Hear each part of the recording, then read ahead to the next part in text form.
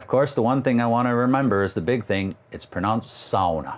It's so warm in here, I like that. Probably one of the sweetest sounds to hear that slap of the sauna door and then the run, stamp, stamp, stamp, stamp, splash into the lake, and then maybe a shriek. I was born in a sauna, and I've enjoyed it ever since. I don't know if I used switches that day, but...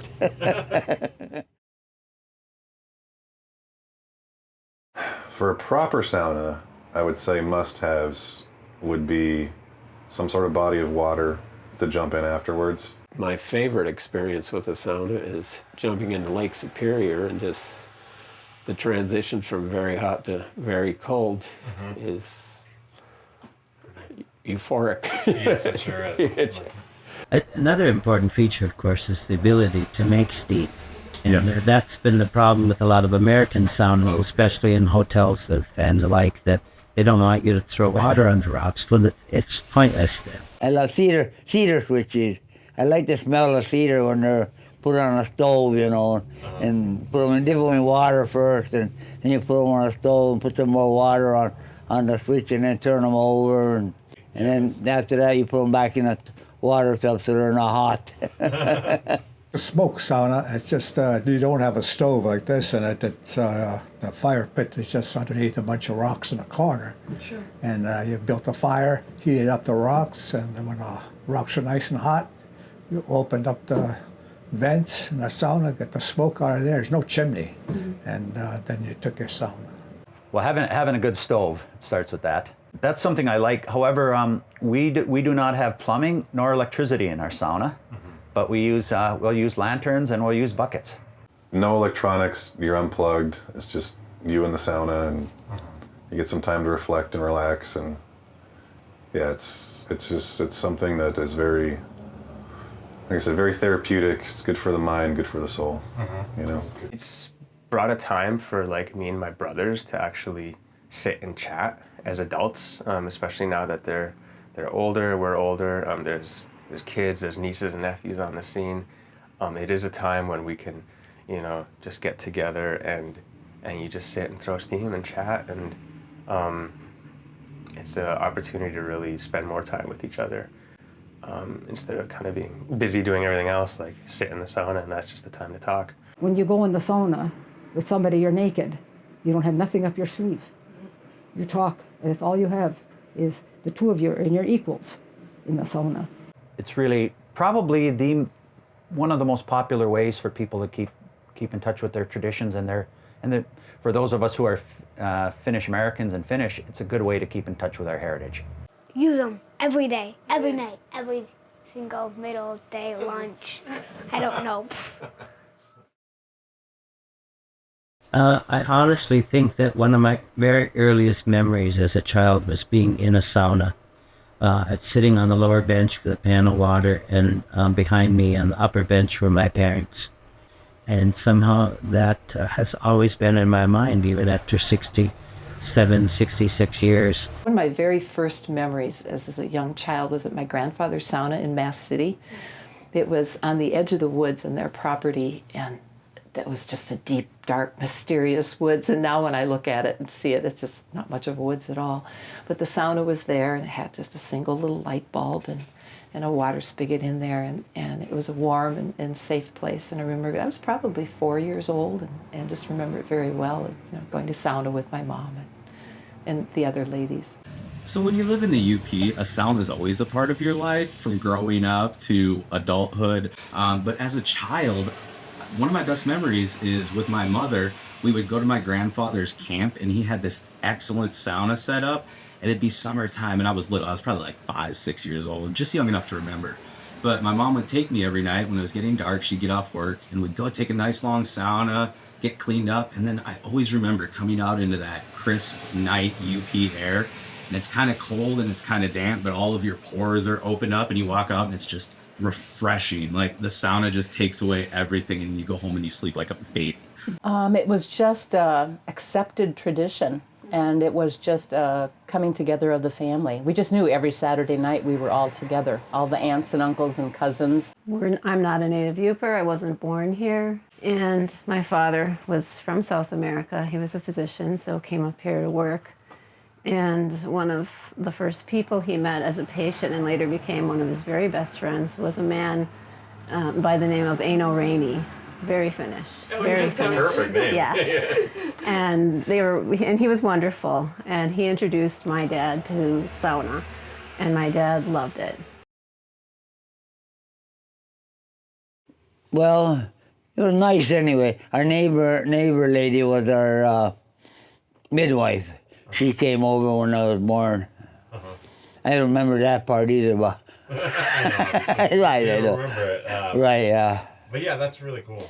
But that is, yeah. It was quite common, like I said. There's 7 of us, 6 of us were born in the sauna. Finnish people built saunas. Wherever they went, they built saunas. And there was some public saunas in Painesdale. I know of 3 of them that I used. And my dad built a public sauna. When we lived on Douglas Street, he built one in the backyard right away. And neighbors used it too. Memories of growing up, of talking to one cousin, he died many years ago. He probably would be close to 100 now if he was alive. But talking about the Finnish sauna in Wanton when he and the other cousins were asked to go to the sauna with Grandpa and his friends, because those men relaxed in the sauna. It was a big sauna, lying on those benches, and the boys had to beat them with those cedar boughs, and while the men were talking. And so he said we heard a lot of information when those men were talking. Oh, I'm sure. Yeah, so there was other business conducted in the sauna. And so I have a picture here of Monica as the youngest one in the little dish tub. And that's her older sister behind her. They were in the sauna in this picture with Grandma.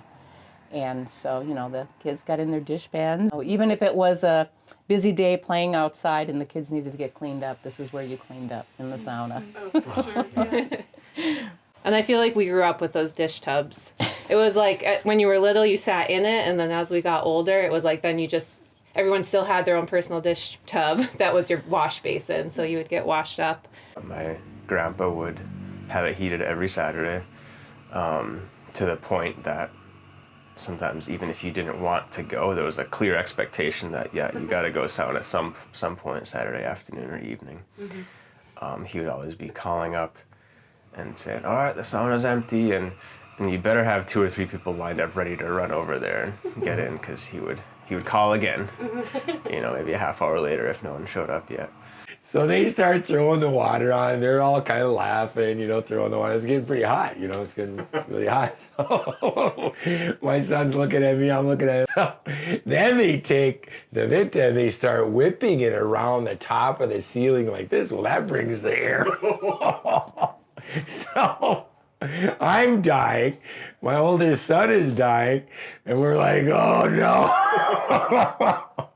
I get outside. And I made one big mistake. The mistake you should never make when you take a sauna in Finland. I had left my contacts on, and my contacts were fried in my eyes. I had to scrape the contacts out. And we would go to East Branch to my cousin's house and sauna there. And it was more of a social thing. Sure, we got cleaned up and everything, but there was always squeaky cheese and nisu and coffee and the smell of cardamom. So it's just a very, very much more than getting clean. Okay, when my dad retired, he moved to Misery Bay, and then he would fire the sauna up twice a week. Even though his cousin had his own sauna, my dad would call him when he was done with his sauna and just say sauna, that's all, and hang up. And then his cousin would come over, wouldn't even say anything, just walk in the house, go sit in the sauna for a couple hours, because he would take about a 2-hour sauna. They often wondered if he had passed out, but nobody bothered checking on him. Anyway, he would spend a couple hours in there, then he'd come upstairs and sit and drink a cup of coffee and leave. I was very young, 7, 8 years old. I was in a sauna with 2 of my relatives, which were young women, and we were taking our sauna bath, and a snake a grass snake came wiggling along the floor. Well, what happened? Towels went flying. They ran out the door screaming. My father was in the house. He came running out. He didn't know what was going on. But here were these two young women running around the field. My father had a big smile on his face. And of course, I was only, like I said, about 7, 8 years old. And I didn't realize why he had that smile until many years later. One day I came home and it was in November and I'd been out Christmas shopping and Tom was home with a baby and, picked up the baby. I'm happy to see him, but he's red as a tomato. He's so red and he's happy and he just had a bath and I kept saying, why is he in, what's wrong? The baby's red as a tomato. And my husband kept saying, there's nothing wrong with him. I'm like, he looks like a tomato. What happened to him?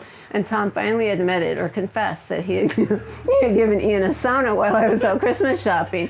I remember my dad talking about a neighbor lady coming over. Well, when are we going to take a sauna in there? He opened the door. Tule sauna vaan nytten. Come in the sauna now. Exactly. Got to come in when you got. Exactly when it's hot. Yeah.